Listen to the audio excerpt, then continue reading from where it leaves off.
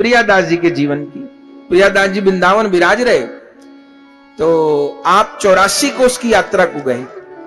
अभी तो गाड़ी से होती है, पहले तो पैदल ही होती थी, और पैदल भी बड़ी तसल्ली वाली यात्रा करते थे प्रियादास जी महाराज। जहां रुके तो रुके, 15 दिन रुक जाए, 20 दिन रुक जाए, खबर नहीं, फक्कड़ महात्मा संग करते थे। जहां गांव में रुकते थे वहीं ब्रजवासियों की मधुकरी मांग लेते, रोटी खाई, पड़े, कीर्तन किया, ऐसे चलते थे। तो प्रियादास जी महाराज 84 कोस की परिक्रमा दे रहे, तो परिक्रमा में होडल स्थान है, आज भी है वो स्थान। कुछ समय पहले वहां कथा हुई, पीपा जी का चरित्र हुआ था होडल में, तो आज भी वो स्थान है जहां की घटना सुना, सत्य घटना। वो ठाकुर भी अभी वही है, स्थान भी वही है, होडल नामक जगह पे। क्या कहना, वहां लालदास जी नाम के महात्मा रहते थे, उनके जुगल सरकार बड़े प्यारे जुगल हैं, उनकी सेवा होती थी, लालदास जी का स्थान था।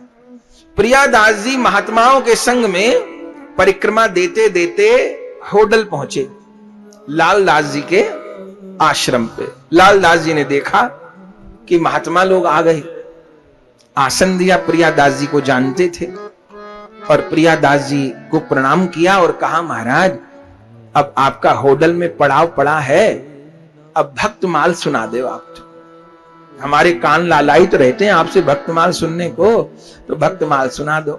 प्रियादास जी ने कहा ठीक है, सुना देते हैं। कथा होने लग गई, बैठ गए कथा सुनाने को। खूब लोग आते थे, खूब जोरदार कथा होती थी, खूब सब लोग सुनते थे। लेकिन उस कथा में 4 चोर भी आते थे कथा सुनने। ये संसार में होता है ना, कहीं कहीं हल्ला मस्ता कि चैन कट गई, कि फला हो गया, कि डिका हो गया, तो लोग मंचों से अनाउंस करते हैं, माता बहन भैया चैन न पहन के आओ, फला न पहन के आओ, जेब कतरों से सावधान। कुछ लोग ऐसे होते हैं, मंदिर जाते हैं, चप्पल चोरी कर लें, जूता चोरी कर लें, कोई चोरी नहीं करे, पुरानी नहीं कर लें। अब दुनिया में पता नहीं क्या क्या होता है।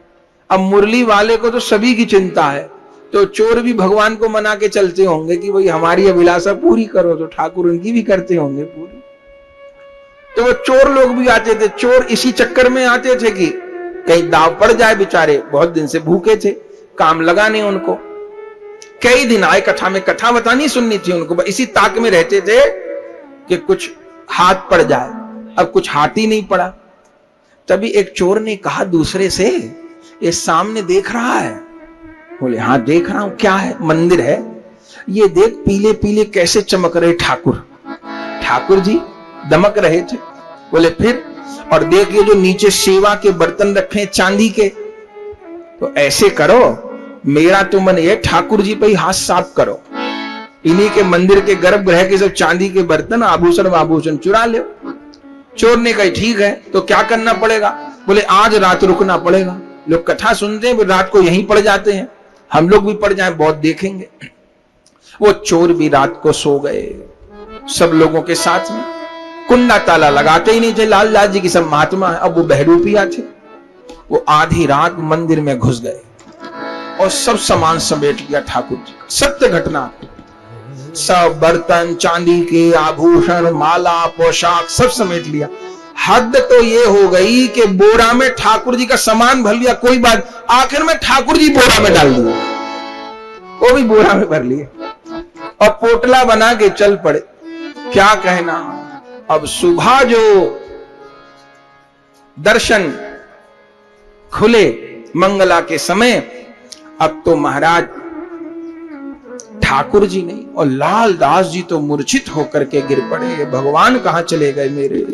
व्याकुल हो गए। जब वो रोने लगे तो जितने महात्मा, प्रियादास जी, सब संत लोग उठ गए, व्याकुल हो गए। अब लालदास जी तो व्याकुल, प्रियादास जी उनसे अरे ठाकुर कहां चले गए, ठाकुर कहां चले गए, ठाकुर जी कहां चले गए।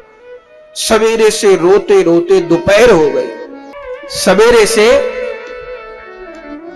दोपहर हो गई रोते रोते। ना रसोई बनी, कोई तैयारी नहीं, सब महात्मा भूखे बैठे रो रहे हैं, बस रोई रो रहे हैं, रोई रो रहे हैं, रोई रो रहे हैं, व्याकुल हो गए। आखिर में प्रियादास जी को इतना दुख हो गया, प्रियादास जी ने कहा अब तो मैं अनशन करके मरूंगा और आज के बाद भक्तमाल की कथा कभी नहीं कहूंगा। लालदास जी ने कहा क्यों? बोले मुझे तो ये पता था कि भगवान को चरित्र प्यारे हैं, और आज समझ आया भगवान को चरित्र प्यारे नहीं। बोले क्यों? बोले चरित्र प्यारे होते तो ठाकुर चोरों के संग नहीं जाते।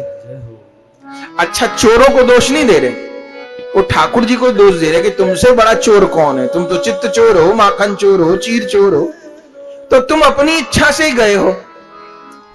यदि तुमको ये चरित्र प्यारे होते तो कथा छोड़ के नहीं जाते। तो अब मैं आगे से कथा नहीं कहूंगा, अनशन करके मरूंगा। आप क्या कहना?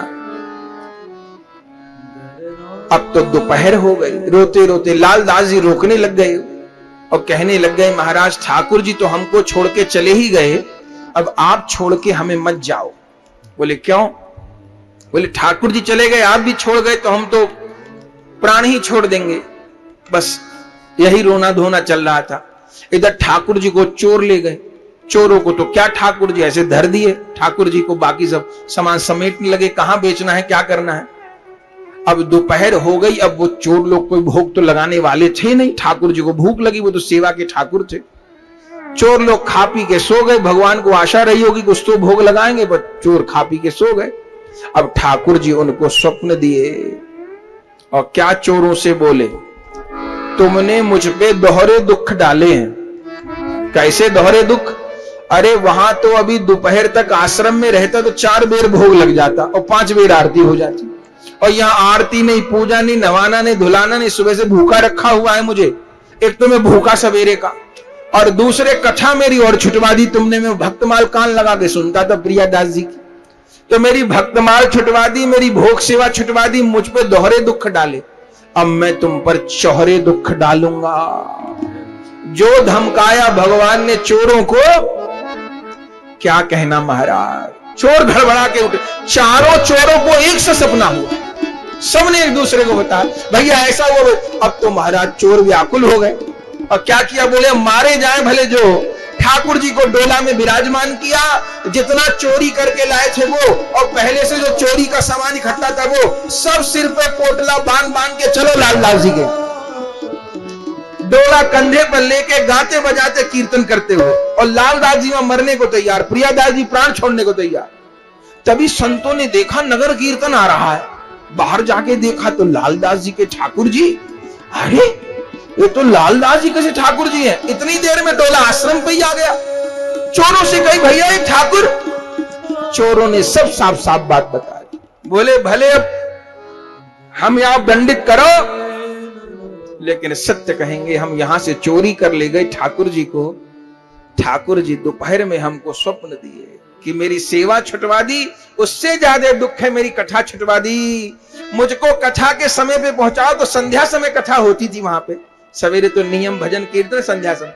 अगले दिन कथा से पहले ठाकुर जी वापिस आश्रम में पहुंच गए, तब तक कथा शुरू नहीं हुई। बस ये सुनते ठाकुर जी पधराए, लालदास जी प्रसन्न हो गए, सबने स्नान किया, रसोई बनी, भोग लगा, सबने प्रसाद पाया, फिर समय पर कथा हुई। और प्रियादास जी महाराज ने घोषणा करी, भैया मैं जान गया ठाकुर जी को ये चरित्र बहुत प्यारे हैं, बहुत प्यारे हैं, बहुत प्यारे हैं। सो अब हम आजीवन भक्तमाल कहेंगे।